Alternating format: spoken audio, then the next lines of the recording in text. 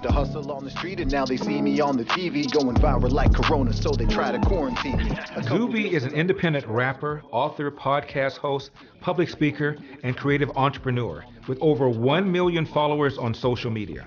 Born in England, raised in Saudi Arabia, he's a graduate of Oxford University. He has sold over 30,000 albums independently, performed in 8 countries, and gained 10 million plus online video views. He's known for his clean, positive, and inspirational lyrics, as well as his masterful flow and energetic live performances.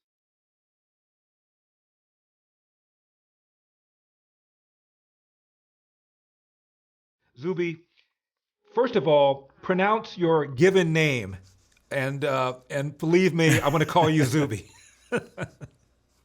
Yeah, sure thing. My full name is Unzubechuku Olisebuka Udezwe, but people call me Zuby for short. And your parents are from where? Originally from Nigeria, but in the UK now. So you go to Oxford. What do you study at Oxford? I did computer science. So I did really well in school. At first, I went to school in Saudi Arabia. I was in the American school system, actually, from kindergarten all the way up until 5th grade. Then I went to boarding school in the UK from the age of 11. I was in boarding school for 7 years. And then I did really well in school, got into Oxford, and studied computer science there. So I did a 3-year degree over there and got my bachelor's in computer science. What a background. So naturally, you go from computer science to rapping. How did that happen? Yeah, I mean, that's the standard way. No, so I became a hip hop fan when I went to boarding school. So around the age of 12 or 13, got started listening to a lot of different artists. I actually have 2 older brothers, so they used to listen to hip hop as well. But I didn't really become a fan myself until my early teen years. And then I started rapping when I was 18 years old. When I was actually in university, I just began as a hobby. And I got good at it quickly. One of my friends had a recording studio in his dorm room. He had a basic recording setup. So I'd download beats off the internet, go in there and just create and rap songs.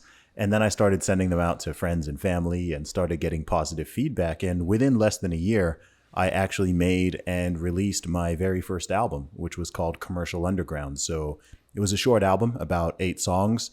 And over the course of time, I actually ended up selling over 3,000 copies of that CD hand to hand. So starting out again with friends and family, and then I started going out into the city and traveling around to different places and just talking to people in the street, playing them my music through headphones and selling my albums. So that was really the spark of the business aspect of it. So it just started out as a hobby. And then once I realized that people were willing to buy my music and even come to my gigs, and I started selling some of my t-shirts, then that made me realize that I could do more with it than just have it as a hobby. Now, Zuby, I'm of a different generation than you are. I know nothing about rap. I know nothing about hip hop. I'm a Motown kind of guy. I'm a R&B kind of guy. But from what little I know about it, it seems like most of the people that are rappers, hip hop people, come from the hood, come from a disadvantaged background, have often claimed that they experience racism. You have almost a preppy kind of background. So how does that work? I mean, I think hip hop. So the origins of hip hop, absolutely. It started out in New York City during rough times. There's no question that hip hop originated from the U.S. urban areas. It was street music and party music originally. But I think in the world of hip hop, as it's grown and is expanded into this global phenomenon going far beyond just New York or even just the USA, I think that one of the coolest things about hip hop, and I think music in general, if you're an artist who writes his own songs, is self-expression. And something people always say in hip hop especially is to keep it real, be authentic, be true to yourself. Now, a lot of rappers don't actually do that, but from the very beginning, that's something that I said I was going to do. So I'm not going to pretend to be from the hood. I'm not going to pretend that I was a gangbanger. I'm not going to pretend I lived this rough life that I didn't. I'm just going to be true and genuine and honest to myself. And some people like that. I mean, a lot of people like that. It's also, funnily enough, the same thing I get criticized for oftentimes, because people say, oh, he's not street, he's not from the ghetto or whatever. It's like, yeah, but I'm not pretending to be. If I had my background and then I was pretending to be something which is the complete opposite to who I actually am, then people wouldn't respect it. But I think that a lot of people respect what I do because I'm just authentic to a T. I'll say in my music that I went to boarding school. Mm-hmm. I'll say that I went to Oxford University. I'll say that I'm just who I am. I don't cuss in real life, so I don't cuss in my music. A lot of people ask me why there's no profanity in my music, and I'm like, well, I wouldn't use those words if I was talking to you. So I'm not suddenly going to go into the studio and become an entirely different person. And it's the same how I am, whether you see me on social media or you meet me in real life or you hear my music, you are hearing the same person. You know, if I'm on stage, things might be a little more exaggerated. I may be exuding more confidence and more energy, but I'm the same person all around. And I think it's much easier to be that way. It's more truthful. And it also means that you don't need to maintain a facade. I think whenever you are trying to play a character, I think that always has consequences, both internally and externally. What do your parents do for a living, and what do they think about your career choice? Yeah, my dad is a medical doctor. He's actually just very, very recently retired, was a doctor for 50 years practicing. My mom was a journalist for a while, and then she also works as a magistrate, so she works in the court of law. And my parents are extremely supportive and have been from early, which I'm very grateful for, because it's a stereotype and it's a trope, but it's also a real one that a lot of Nigerian or African parents in general often want their children to just be doctors or lawyers or accountants and so on. But with me, while there was a lot of emphasis put on education, and I went out and I, got one of the best degrees possible to get out there, they always allowed that room to trust, not just myself, but my siblings as well, to trust us to do what we want to do and to support our dreams and to understand that it's not for them to, they can put us on a certain path and tell us what's important, but it's not for them to sort of impose their will of absolutely everything that we must do and how we must spend our lives and what we must do in our careers. So shout out to my parents, because I think they really got that balance right between instilling certain values and ideas in us and showing us the importance of being educated and carrying ourselves a certain way and morality and all of that, but also giving us the trust and the freedom to also make our own decisions and to do what's right, and then to support us in those decisions rather than trying to fight against what it is that we want to do. I do know other artists out there who have really, really had to fight their parents to the detriment of their careers, sometimes completely railroading their careers in some instances, which I think is a shame. But I think my parents really got that balance right. So that's a lesson I've learned. And when the time comes that I become a parent, I would like to be able to model something very similar. Again, Zubi, I'm not a connoisseur of this kind of music, but what little I know about it, the content seems to be anger, seems to be rage, seems to be anger at the police, anger at poverty. That's not your background. What is it you rap about? What topics do you rap about? Sure thing. So I rap about, it's always a tricky question to answer because I feel like I rap about all the things that I talk about. So I rap about my own experiences and my aspirations. I rap about the things I observe in the world, sort of a lot of the things that we talk about or that you might see me posting on social media. I talk about all that. I talk about, I like to send inspiring and positive messages out to other people because I want to encourage other people to also strive to be their best and to pursue their dreams.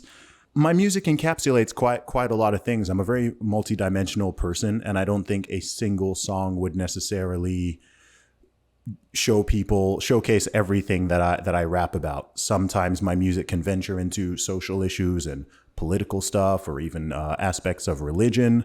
Other times it can be more lighthearted. Sometimes you might just have a particular song about a particular topic. So there's a pretty broad range in there. But one thing I really love about being a rapper, even more so than some other genres of music, is in hip hop, you can really rap about anything. So in some genres of music, you are somewhat limited to a handful of topics. For example, if you make a R&B music, it's primarily about love and relationships and feelings and emotions. You can make a rap song about all of those things. You could also make a rap song that is totally political. You can make a song, as you said, that's just angry and you're venting. You could make a rap about a personal thing. You could rap about partying and how much money you have. You can make a song about your car. You can make a song about absolutely anything. But I think hip hop is one of the few genres of music where you really have the room to do that. You have such a range. And I think with that, of course, some people go to go to extreme liberties with it and rap about some very, very crazy stuff. But you can also rap about things that are very wholesome and uplifting. Whatever message it is that you want to put out there, you can really put it out there. There aren't a lot of boundaries. You also get a lot of words to work with. If you look at the typical pop song or rock song, it doesn't actually have that many lyrics. Whereas in hip hop, you might have 8 to 10 times the amount of lyrics in a single hip hop song as you do in the average pop song. So you've really got a lot of room and space to say whatever you want. I think another difference between hip hop is that, and many other genres, is that it's almost always the artist who writes the song. So in many other genres, you have songwriters and then you have performers. But with hip hop, if you're listening to a rapper, you are listening to what is going on in their head and what they want to say, for better or for worse. Zuby, my favorite R&B song is called My Girl, written by Smokey Robinson, sung by the Temptations. It's got a few lines. How in the world do you guys remember all of the lyrics that you cite when you perform? It's like an encyclopedia. How do you remember that stuff? It is. It is, and that's actually I'm glad you asked that, because that's actually one element of rap and hip hop where people, I think there's a lot of things that people underestimate. For people who are very critical of rap or hip hop, one thing they'll often say is that it's easy, right? Oh, it's just talking on a beat, or it's just rhyming words or whatever. And it's like, okay, well, try it. Get on stage and try to deliver a 60-minute performance, and you'll quickly realize, okay, this is a lot more difficult than maybe I thought it was. So in hip hop, of course, you're using your voice as an instrument. So you have it's a much more technical art than people appreciate. And one of those aspects, as you said, is just being able to hold a huge amount of stuff in your head, I guess, in the same way that an actor has to memorize lines. If you're delivering a 60-minute concert, for example, you might have 20 to 25 songs in a set list, and some of those might be very, very speedy sections, and you're learning. But with me, by the time I finish writing a song, I've normally memorized it. So I personally tend to memorize as I'm writing the song, because I like to record songs without having the lyrics in front of me. So by the time I go into the studio to record the song, it's already been memorized. So that means that when it comes to the time for me to perform it live, then all the lyrics are already in there. So it's not something I think about too much. I guess it's an aspect of the talent, being able to retain so much, especially over the course of many albums. If you have an artist who's put out 5, 10, 15 albums, then it's really a lot to keep up in your head. But yeah, there's different ways to do it. There's a controversy over here in the States with a podcaster named Joe Rogan. He'd been podcasting for 12 years, and somebody put on social media a compilation of him using the N-word several times, again, over 12 years, in my opinion, taken out of context. But that brings up a question. Do you use the N-word in your music? And what is your opinion about people who do use the N-word? Yeah. So firstly, pertaining to Joe, I actually saw him last week. So he was taken completely out of context. In every single one of those cases, he was referring to the word in the sense people use. He wasn't calling anybody that word. He wasn't generally referring to black people by that term, etc. The notion that Joe Rogan is racist or something like that is completely absurd to anyone who knows him either personally or is familiar with what he does and what he's about. In terms of the word itself, I'm not a fan of that word. I'm not a fan of it. I'm also not into word policing. We're both very liberty-minded people, so I'm not really interested in policing other people's language. All I can do is control what I do and what I portray and what I put there. I don't like the word. I think it's totally unnecessary. I also think it's a bomb. It's the only word in the English language where the meaning and how people explain it and who's allowed to do it is based on who says it, who it's said to, all of the context, all of that. It's such a messy word. If one person says it, it means friend. If another person says it, it's the most horrible word, the most derogatory thing in the world. But then there's exceptions and this and that. There's no other word like that. Other words we say, okay, that word is just offensive and it's a swear word, or no, that word is okay. It's the only word. It's literally the only word in the English language with so much complexity and rules around it. Rules which, by the way, people don't even agree on, right? Even within Black people don't agree on this word. I think most Black people don't like the word and actually do not use it. But they are allowed to. And it's very messy. It's very messy. So I don't use it in day-to-day life. I don't use it in music. I think it's kind of a shame that so many Black people even want to refer to other Black people by that word. I think there are much more positive and wholesome ways that people could, talk to each other and refer to each other. But also I recognize that it doesn't originate from my country or my own original culture. So there will be some people who are, especially Black Americans who are from certain areas and locations who will feel about it a certain way and who will use it. They've been perhaps raised using it and it doesn't have that connotation meaning to them. So I also recognize that. Something I'd say about this word though, and I really, I've told this to some of my Black American friends, and I think this is something very important for especially Black Americans, but maybe Americans in general to understand, because I don't think they know how much they have exported that word to other places. I've traveled to a lot of countries. I've been to many different countries, and for example, in Central and in Eastern Europe, Poland, Hungary, Slovenia, Slovakia, Serbia, Estonia. And there are people there who are huge fans of hip hop music, who are huge fans of comedy from people such as, Chris Rock, Dave Chappelle, Eddie Murphy, so on and so forth. And they don't know, Larry, that word has any negative connotations. They might see you walking down the street and they'll say, yo, what's up, my, right? Because not with any malice, not with any, and here's the thing, Larry, it's hard for me. So I've had this happen to me before. It's happened in Hungary. It's happened in Poland. And, I'll chat to someone and I'll try to explain. I'll be explaining to them. I'll be like, hey, that's not that word.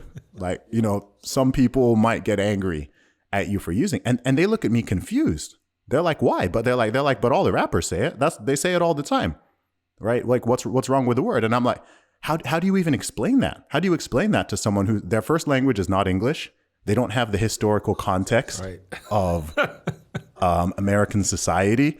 They don't understand it. All they hear is, hey, well, my favorite rappers and comedians, I'm hearing it in movies. I'm hearing it on TV shows. It's being dropped all the time, right? It might be 50 times in one song. So how can it be a bad word? If it's a bad word, why do they keep saying it? And it's even hard for me to explain, right? It's difficult for me to explain because I'm like, well, I don't say it either. And, but I think that people don't understand just how far this music and this culture travels. Zubi, to my knowledge, it is the only word in English language I can think of that we call only by its first initial, its first letter. And also, depending on how you pronounce it, the meaning can also change. Whether it's, some people will say, oh, he said it with an ER at the end, or no, he said it with an A at the end. So that's okay. By the way, I'm saying this as a British person. With an English accent, they both sound the same. You got on my radar, Zubi, because of the deadlift that you did. Look at this chalk, take a look at these stats. If you want to see form, take a look at these maps. Think it's insane how I'm pushing these raps, but I never feel shame when I'm pushing these. Now, you rushed by that. I think you need to explain that to people who are not familiar with you. You challenge the idea that women and men can compete against each other. As you know, here in the States, there is a transgender man who's competing on the University of Pennsylvania swim team, smashing records, not by milliseconds, but by 30 seconds, 20 seconds, 40 seconds. And you try to demonstrate how ridiculous this was by becoming the champion female deadlifter. Explain what you did. Yeah, sure. So funnily enough, it's almost 3 years ago to this day. So I posted a video of me doing a 230 kilogram deadlift. I think that's about 520 pounds or so. And in the comment, I wrote, I keep hearing about how biological men have no strength advantage over women. So watch me destroy the British women's deadlift record without trying. P.S. I identified as a woman while lifting the weight. Don't be a bigot. So it was just a 9-second clip, a very short video. And it just went so viral. It went crazy. This thing blew up in the UK, in the USA, all around the world. It's crazy, really, how far it went. But of course, the point that I was just making is, look, males and females are different. We know this. We've always known this. We've known this before we knew what science was. We know that men are bigger and stronger and faster. This is why, especially at the top level. So this is why you even have separate sports, right? Females compete against females. Males compete against males. None of this was ever contentious or controversial up until about 7 or 8 years ago. And it was me just simply showing why it's so absurd and why this notion that you can simply be a woman by self-identifying as a woman, and that's enough to make you a woman, or vice versa, simply self-identifying as a man is enough to make you a man. That's not what those words mean. People are free and have the liberty to live their lives how they want, and they can identify however they want. I can identify as Native American, like Elizabeth Warren did, if I choose, but I shouldn't be able to force other people to accept as fact that I am Native American or that I am a woman, or anything else. So it was a very simple point, but I think the satirical nature of it and the video just really resonated with people. And so, yeah, I am proud to still hold that record. You can Google it. You can Google British women's deadlift record, and my name will still come up there. So, yeah, happy to smash the glass ceiling. Well, that's all for today's Larry Elder on YouTube. We're now showing a shorter version of our show on YouTube. That's after being censored and demonetized for a whole year. Full episode can be watched on our website, epictv.com/Larry Elder. That's epictv.com/Larry Elder. You can also find out where to watch our show live on cable in your city at ntd.com/TV. All the links are in the description down below.